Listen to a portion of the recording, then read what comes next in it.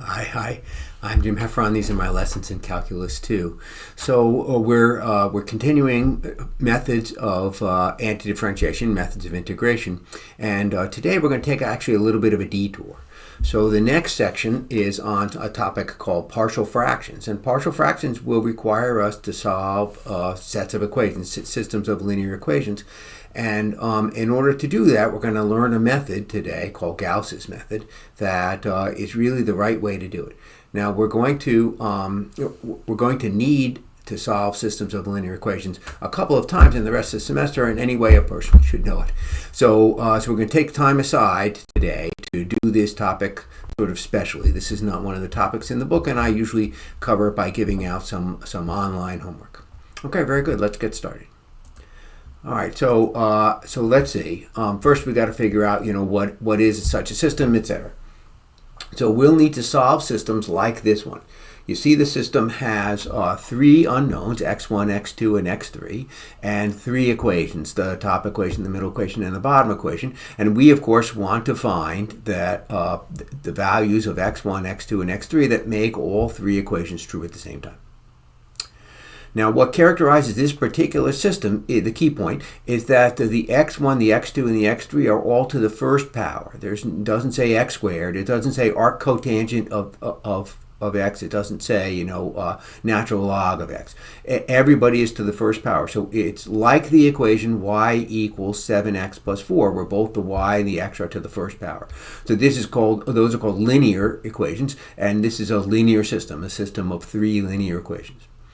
In this section, the section that we're doing today, the coefficient AI's and the constant D are all going to be fixed real numbers. So we want to solve it. We want to find a set of solutions. So linear systems have the property that they're very well behaved. We don't need guesswork. We don't need good luck. There's a way that always gets the right answer, never gets the wrong answer, and is as fast as possible, as fast as is known. This algorithm is called Gauss's method, or some people call it Gaussian elimination or linear elimination. It's what we're going to cover today. We're not going to cover all the fine points, but we're going to cover enough that we can look at a linear system and come to some pretty good conclusions about it. Okay, so I'm going to start by illustrating solving a particular system, and we're going to come back to this at the end, but I want to make a point here that folks often come to this having solved some systems of equations in previous classes, maybe in high school, and often have learned, forgive me, methods that are not right, not the best way to do it. So if you look at this system and say, well, it's obvious that, and so I'll apply that too, then you might fall into that category. So we are going to give an algorithm, Gauss's method algorithm, will transform the system step by step until it's in a form with an easy solution. So we're going to provide a series of steps. There'll be three separate steps that transform this system into a new system and a new system and a new system. And at the end, we'll have a system where the solution is perfectly easy to find. Okay, so the three different kinds of steps that we're going to look at here is you take a system that you started with, and here, of course, we started with, this is the starting system again, and you transform it into a new system. This is not really all that different, but we swapped row 1 with row 3. So one of the things you're allowed to do, one of the steps you're allowed to take in Gauss's method is you are allowed to swap entire rows. I mean, obviously that doesn't do much, but it's allowed. Okay, the second thing that we'll do to transform this system into one whose solution is perfectly clear is we're going to multiply the first row by 3. So you're allowed to multiply both sides of one of the equations by the same number, and again, obviously perfectly clear that that's harmless, but as long as you multiply by a non-zero number, but nonetheless, it's right. So far we've seen two things that you can do to a system to transform it into a new one, and we're on our way, at the bottom, we get to the bottom of the slide, we're on our way to getting a system whose solution will be perfectly obvious.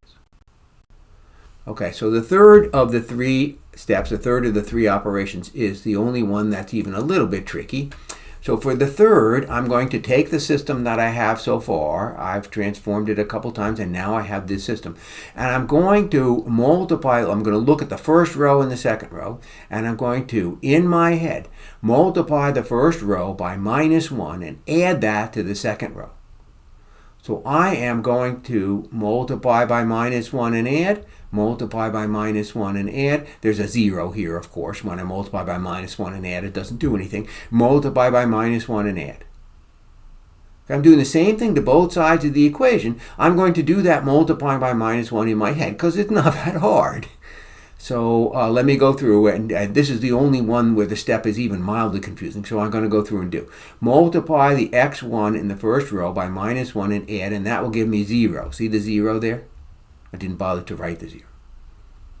Multiply 6x2 by -1 and add it to 5x2, and you get -x2.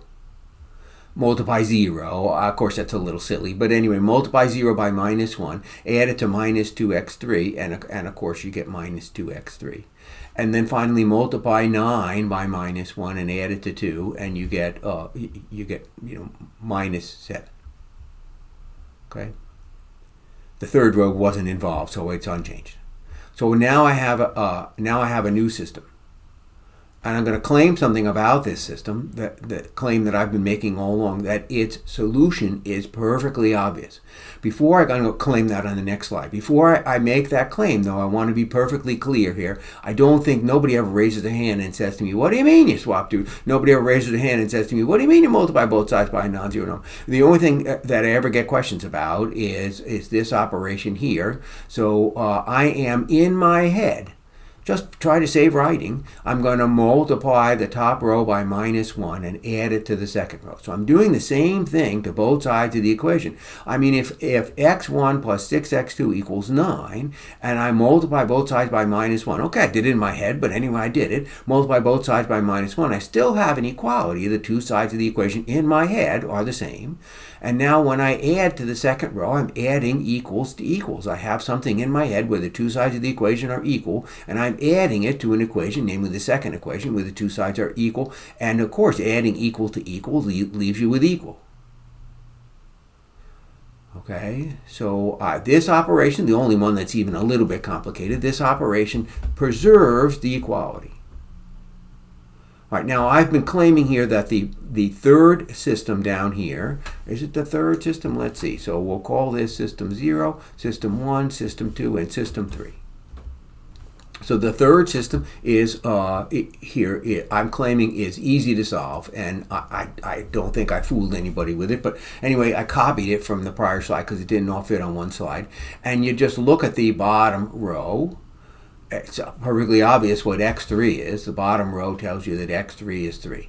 Now, once you know what x3 is, you can plug that into the second row. So I'm looking at x2 minus 6 equals -7. And so that gives you x2.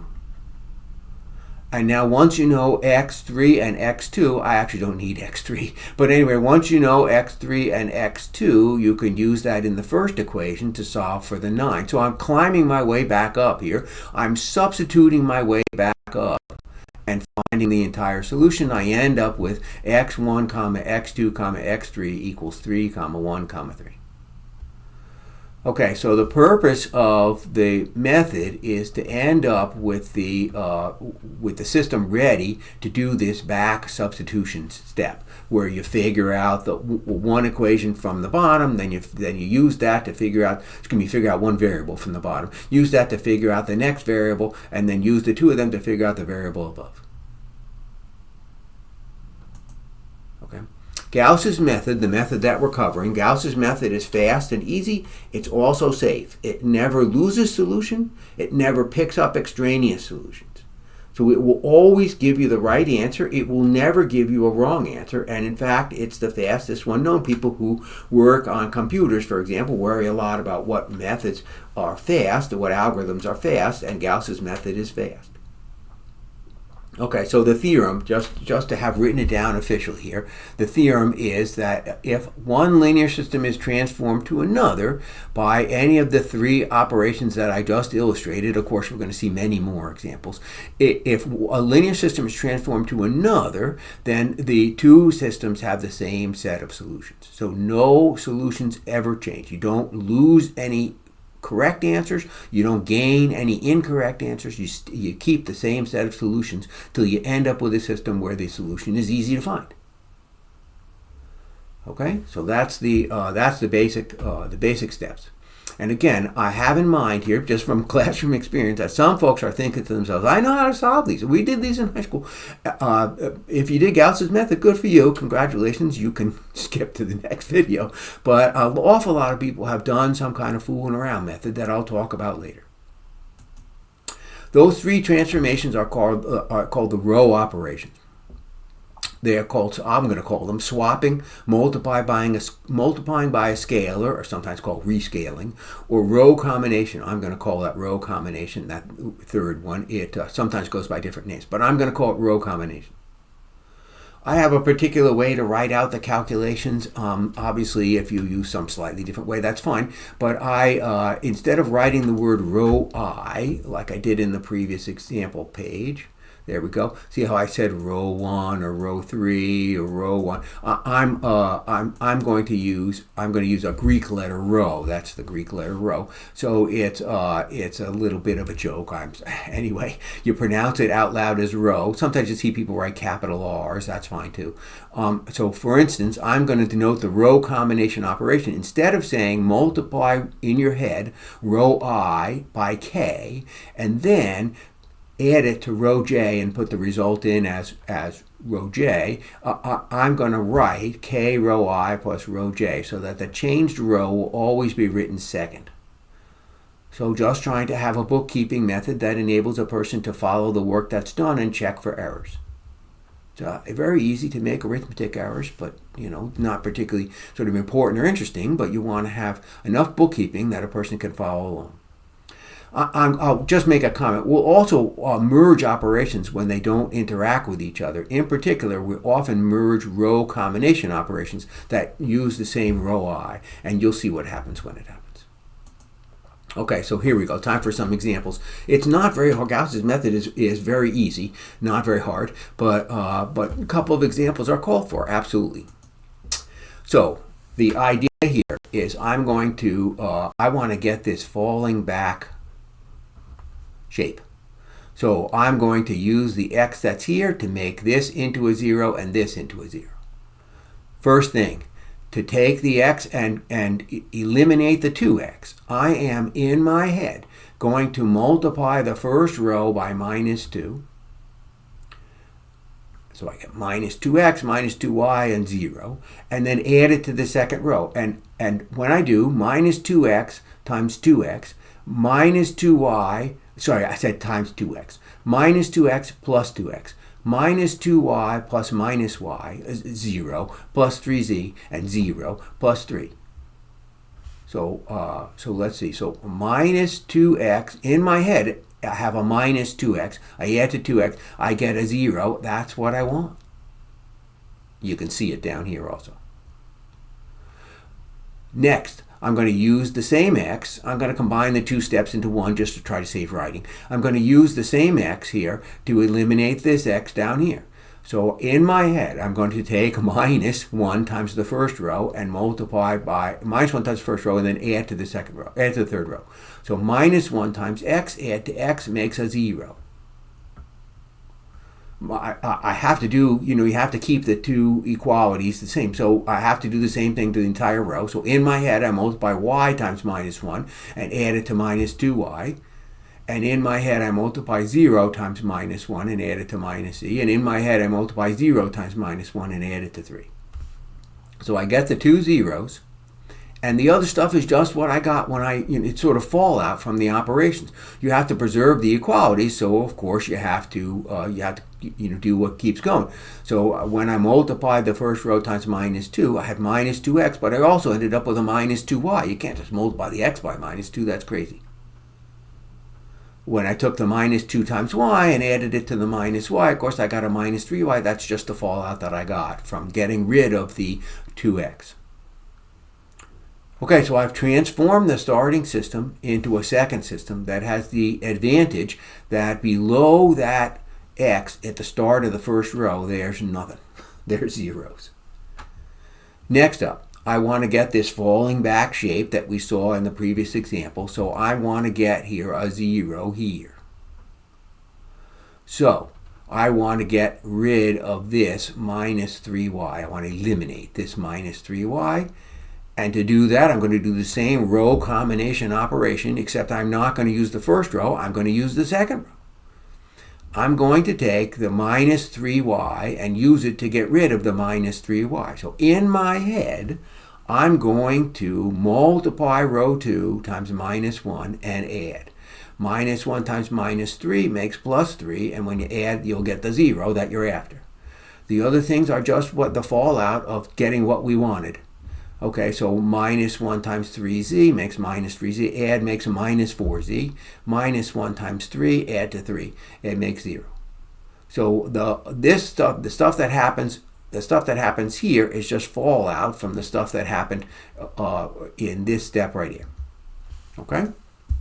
So let's see, wrote it all down. Of course I did. I end up with pardon me, I end up with the minus 4z that I talked about and the 0. But the point is I got 0, 0, and 0. The point is I'm in this falling back form, what we're going to call in just a few seconds echelon form. Okay, so you see I wrote minus row 2, and that part you do in your head, and then add it to row 3. And again, in that part you do it in your head, although sometimes if you have particularly ugly fractions, you might want to write it down. Okay? So I've transformed the system into a sequence of other systems. To save some writing, I combined both of these two use row 1 operations. That's just a question of being lazy. I transformed the starting system into a new one whose solution is obvious. I mean, look at the bottom row, for example. The solution is obvious. You can use the z that you get from the bottom row in the second row, and etc. So solving it is easy. The third row gives z equals 0. I mean, come on. Then substitute that back into the second row. Minus 3y plus 0 equals 3. So y is minus 1. And substitute the z equals 0 and the y equals minus 1 into the top row. You don't actually need the z equals 0. But anyway, substitute those back into the first row and you end up with x equals 1. So you're done. So Gauss's method is to transform system into system into system until you got this falling back form, what in a few minutes we're going to call echelon form. And you transform using the row operations. Okay, so a couple more examples, but basically we've got the basic idea here. I deliberately chose an example where the numbers are a little uglier. So here's a 2 equations and 2 unknowns example instead of the 3 equations, 3 unknowns examples that we have been doing. So I have a 40h and a minus 50h. I want to use the 40h to eliminate the minus 50h. So I hope to illustrate what it is, the operation that we're going to do. Okay, so let's think about this. You want to eliminate the minus 50h, so that means you want to add plus 50h. So now, in my head, I have to multiply the first row, both sides of the first row, by whatever it takes to turn a plus 40 into a plus 50. So to turn a plus 40 into a plus 50 requires multiplying by 50 over 40, 5/4. I'm going to multiply the entire first row by 5/4, and of course I'll get other stuff that I have to deal with, but I want to get that when I do, and I add it to the minus 50h, I get a 0 there. Okay, so I denoted that right here. 5/4 times row 1 in your head. I didn't say it in the notation, but inside my head, I'm multiplying the first row times 5/4 and adding. So 5/4 times 40 makes 50. Add to minus 50 makes 0. That was the whole point. And then when you take 5/4 times 15, let's see, 5 times 15 is what, 75/4, and you add that to 25, which is 100/4. So 75/4 plus 100/4, there we go. And likewise, 5/4 times 100, add to 50, there we go. Okay, so in your head, you're multiplying the parts by 5/4 and adding, multiply the parts by 5/4 and add, multiply the parts by 5/4 and add. So you don't have to have the whole equation 5/4 in your head at once, you just do the parts. Now, the new system's second row doesn't have an h term, so we managed to eliminate the h term in the second row. So it's C is 4. I mean, just look there, C is 4. Once you know C is 4, you can plug C equals 4 in there. You get 48 plus 60 equals 100. Anyway, you end up with H equals 1. Okay, so it's not a mystery where we get the 5/4 from. You're trying to eliminate the minus 50, and that requires multiplying 40 times 50 over 40. So just another example. I don't want to do 100 examples, but I want to do enough that nobody says to me, wait, why again? Okay, so here we go. 3 equations, 3 unknowns, starting system. Use the x to eliminate the 2x. Use the x to eliminate the 3x. So to use the x to eliminate the 2x, I need a minus 2x. What does it take to turn x into minus 2x? Why, it takes a minus 2. When you take minus 2 times row 1, add to row 2, minus 2 times x, add to 2x, gives you 0. Of course it does. That was the point. Minus 2 times y, add to 4y, gives you 2y. Minus 2 times z, add to 3z, gives you minus 5z. Minus 2 times 9, add to 1, gives you minus 17. Okay, so there's a certain amount of mental arithmetic, but it's not really the hardest in the world. Anybody can lose a minus sign, but it's not sort of brutal work.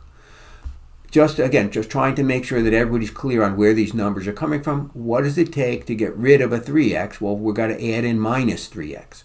So how do you turn an x into a minus 3x? Well, you multiply by minus 3. So minus 3 times x, add to 3x, makes the 0 that I'm after. Whoops, I forgot to delete that. There we go. Minus 3 times y, add to 6y. So good.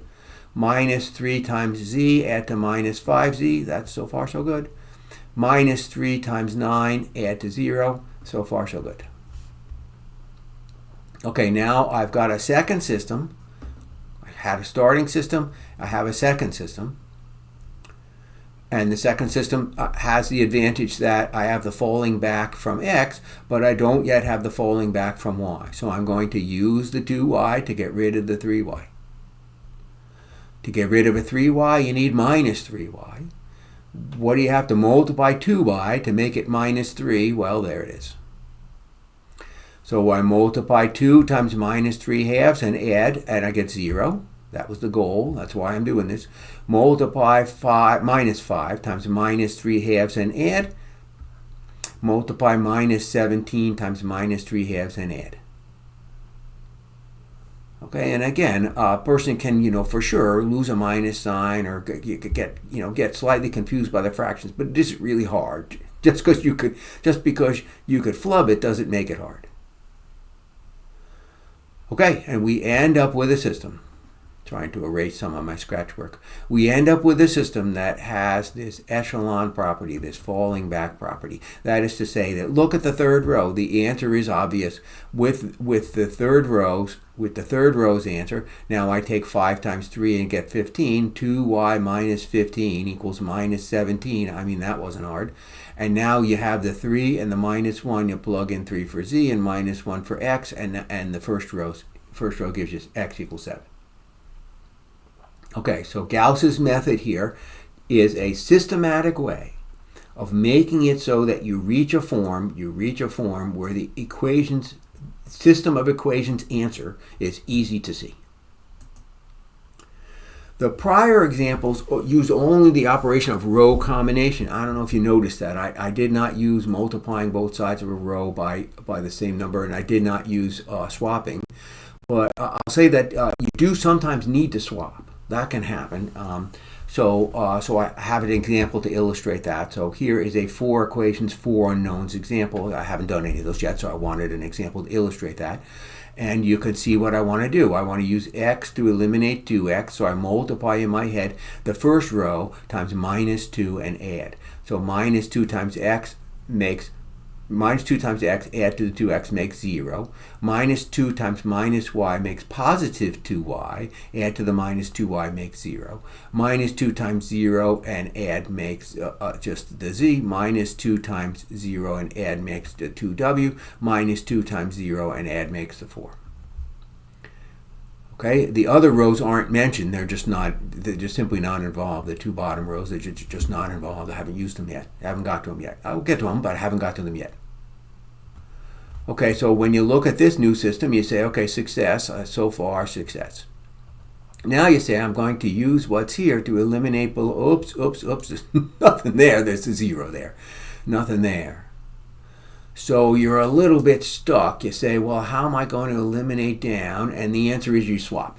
So I took the second row, which does have a y, and the third row, which does have a y, and the second row, and I swapped the two of them. It's just a minor, really typographic change. And now I have a system where I have below the x is nothing, and it so happens that I don't need to do any operations to get below the y to be nothing. There was already nothing there. Okay, so next up is to make it so that below the z is nothing.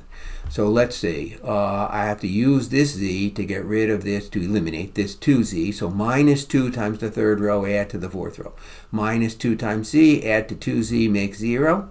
Minus 2 times positive 2w makes minus 4w, add to w makes minus 3w, and minus 2 times 4 makes minus 8, add to 5 makes minus 3.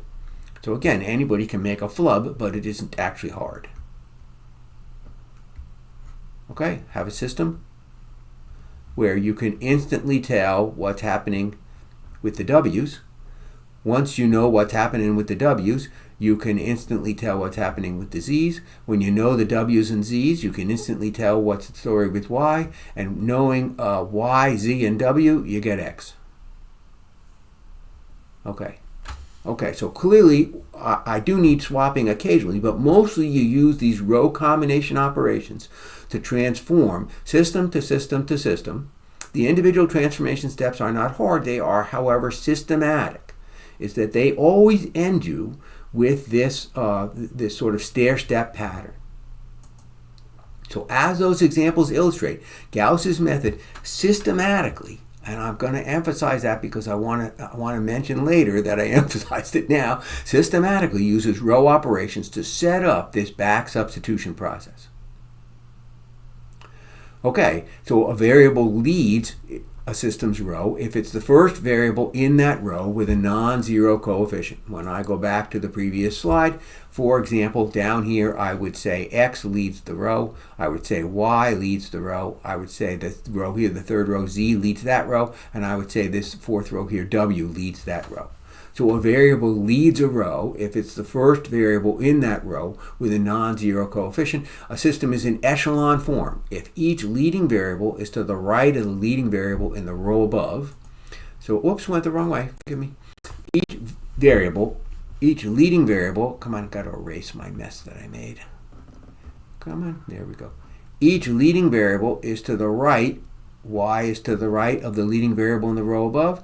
Z is to the right of the leading variable in the row above. W is to the right of the leading variable in the row above. Of course, X isn't to the right of anybody because it's first. If each leading variable is to the right of the leading variable in the row above it, except for the leading variable in the first row, and any rows with all zero coefficients are at the bottom, we haven't seen that yet, but we'll see that in a minute. Okay, so Gauss's method systematically uses row operation to set up back substitution. That's the key insight. Okay, so we transform system to system to system, and no matter how big the system is, because it's systematic, you're never left looking at it going, I don't see what to do. You just go step by step by step.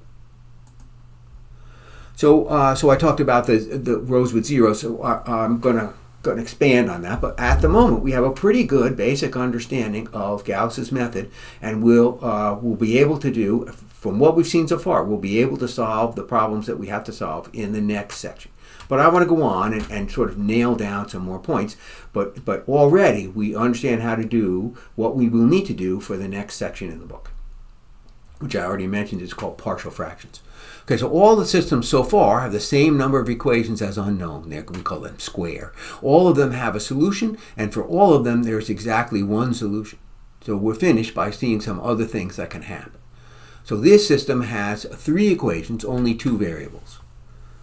So just different, just trying to illustrate different, that's all. And again, we want to find an x and a y that make all 3 equations come out to be equal. Gauss's method helps us understand this system also. So I use the x in the first row to get rid of the 2x in the second row, and I also use the x in the first row to get rid of the 2x in the third row. There I go. And I get a new system. And the second row in this new system is minus 5y equals minus 5. I mean, obviously y is 1. And the third row says minus 4y equals minus 2. So obviously y equals 1. So it's just simply that one of the equations is redundant. We don't need the third row. It's just a repeat. Okay, fine. No harm done. It's just a repeat. Repeats arise. Okay, so sometimes you can see that. If you go on with Gauss's method and you say, well, I've already eliminated below the x, I'll also eliminate below the y. Fair enough, good for you, fair enough. You end up with an equation that says 0 equals 0. You could use that, that's a little silly, but it sort of makes clear, it's the algorithm's way of saying to you, well, you started with a redundant equation, and when you've eliminated here, using Gauss's method, the redundancy is perfectly obvious. Okay, so if you have a redundant equation and you finish Gauss's method, it'll tell you some kind of 0 equals 0 row. And then the other point I want to make is that some linear systems fail to have a unique solution. So the linear system on the previous slide, or any of the previous slides, all had exactly one solution that worked. But some linear systems fail to have a unique solution. That can happen in 2 different ways. The first is that a system can fail to have any solution at all. So here's a linear system. Here is a linear system. If I can find my pen, what happened? There we go. Here's a linear system. I don't think it's obvious looking at it, but that linear system, there's something funny about that system. There's something wrong with that system, and the Gauss's method will tease it out. So use the x in the first row to get rid of the 2x in the second row. Use the x in the first row to get rid of the 2x in the third row. Just what it says, and there we go. We've got a new system. And now, just like on the prior slide, I'm still going to continue on. I've eliminated below the x, but I'm going to continue on to eliminate below the y. So now I have echelon form. Good.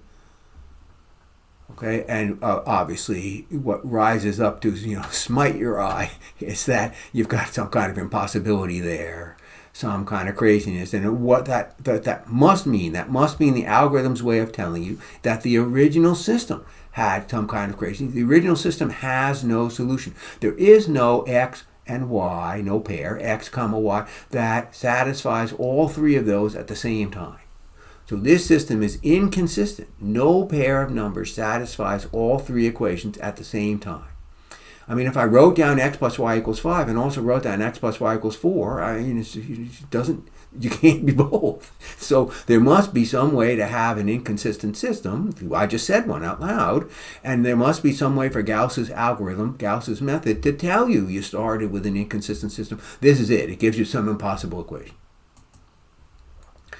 I have to caution you, though. I often have people get confused about what's happening here. The above system has more equations than unknowns, but that's not what causes the inconsistency. Just a minute ago, we had a system with more equations than unknowns, and it was perfectly harmless.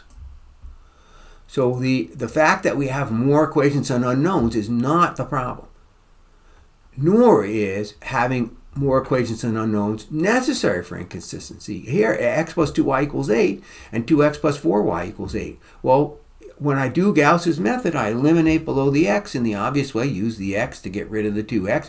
That's what it says. And you get a new system, and the new system has some impossibility in it, telling you that the original system was inconsistent. You cannot find an x and a y that make both of them true at the same time. Inconsistency is a property of this system. That is to say, inconsistency is not a property of individual equations. What inconsistency is about is some kind of interaction of the two sides. To get from the first row to the second row, on the left-hand side I multiplied by 2, but on the right-hand side I did not. So what caused the inconsistency is some kind of interaction between the two sides. We're not going to go into what's happening with the inconsistency at length. A person would see that in a linear algebra class, but just as a comment. Okay, so whenever you see an impossible equation, 0 equals 2, 0 equals minus 8, whatever impossible equation you get, you stop. You say to yourself, this system that I started with has no solution. So, done. Put down your pencil. The other way a linear system can fail to have a unique solution, I said there are two ways. The other way a linear system can fail to have a unique solution is to have many solutions. Instead of having one or none, it has many. So here's a system. X plus y equals 4, 2x plus 2y equals 8. It's not the same as the one I had up a minute ago. Here's a system where, did you notice that the second equation is a repeat of the first? Right? It's just, I have to multiply the first row by 2. Any pair of numbers satisfying the first equation automatically satisfies the second. So for example, if you take x equals 0 and y equals 4, obviously satisfies the first, x equals 0 and y equals 4 also satisfies the second. And likewise for minus 1 comma 5 and 2.5 comma 1.5, etc. If you go on and apply Gauss's method, okay, so you use the x in the first row to get rid of the 2x in the second row in the way that we've been doing, you end up with one of these 0 equals 0 equations. So you don't get a contradiction. You didn't get 0 equals 5. You do not get a contradiction. But on the other hand, you don't have a complete echelon form. I cleared out below the x, but I never got, I never sort of got a y equals equation. So this system has many solutions because when it's in echelon form, there's a variable, namely y, that does not lead any row. X leads a row, but y does not.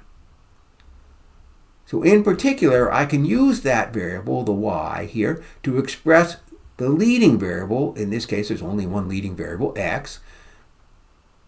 And if you set y to some value, a 0 comes to mind. In a second, I'll do 1. If you set y to some value, you get a value for x. I mean, if you set y to be 0, you get the value of 4 for x. If you set y to be 1, you get the value of 3 for x.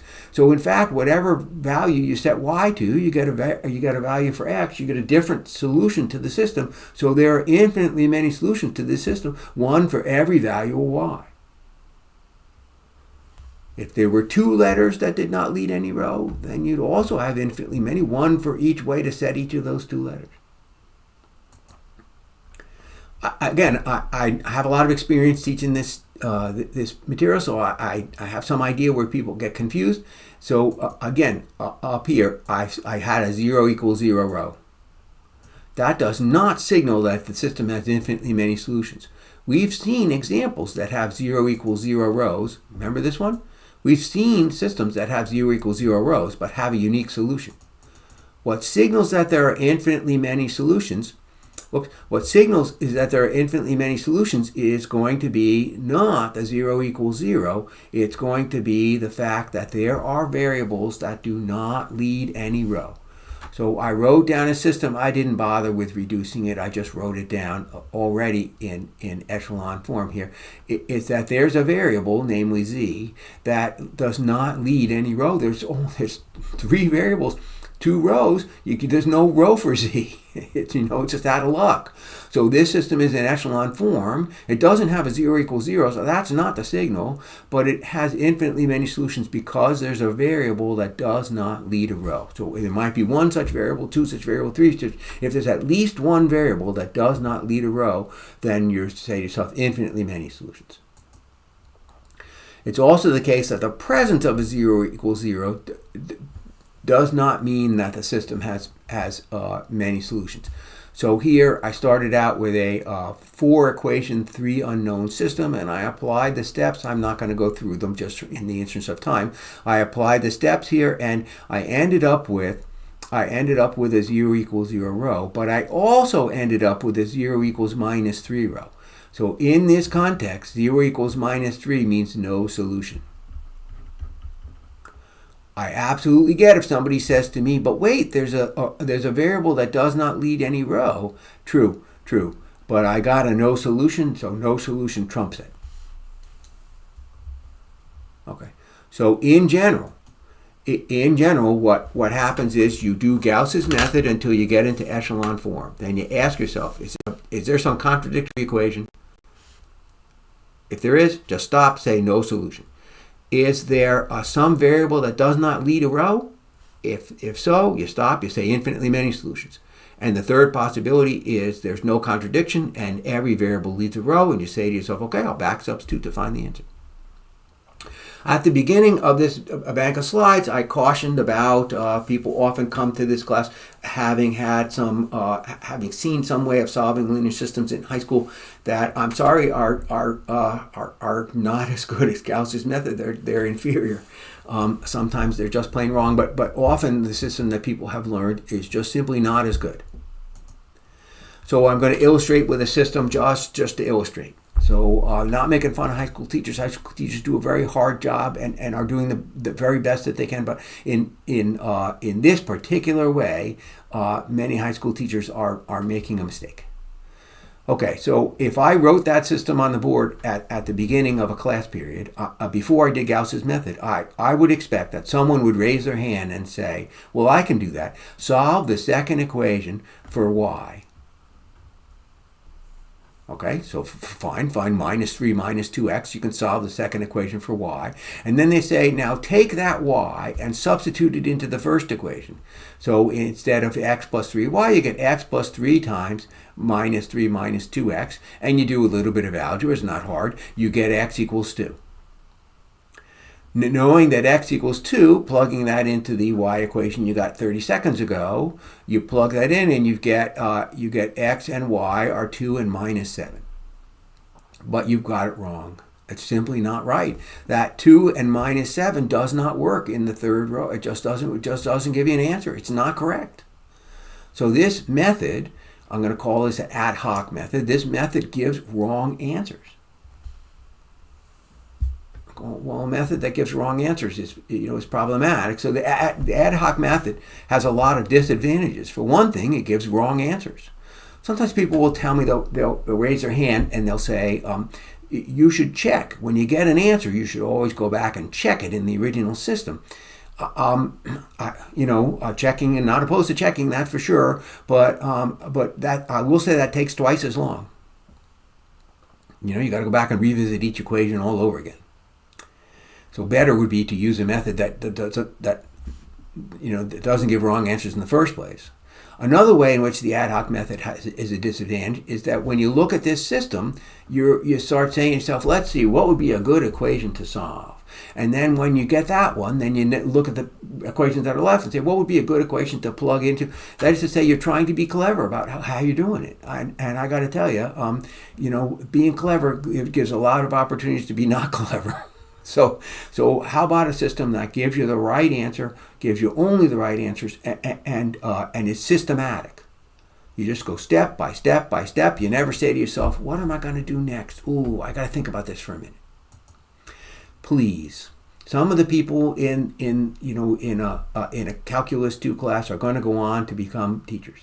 If you become a teacher, don't teach this ad hoc way. I perfectly understand what a high school teacher is doing. They start off with really easy ones and they work up and they work up and they work up, but they end in the wrong place. That Gauss's method is the right place to start from. Gauss's method always gives the right answers. It never gives the wrong answers, and people who have analyzed algorithms find that it is the fastest known one. I mean, you teach that, please. You'd be doing the best thing for your students if you taught them the right way, and this is the right way. Okay, very good. So enough of a soapbox. So when we come back next time, we're going to return to methods of solving integrals. I have a couple of examples here for exercises, but since this is a topic that's not in the book, I'm going to present them quickly, and I'm thinking that somebody is going to put aside a paper and try them while they're watching the video. So here we go. But so I'll close by giving a couple of examples for people to try sort of for homework. Okay, so Gauss's method, and for each system conclude find an answer, or conclude no solution or infinitely many solutions. Okay, so again, a little bit quickly because you can stop the video on your own.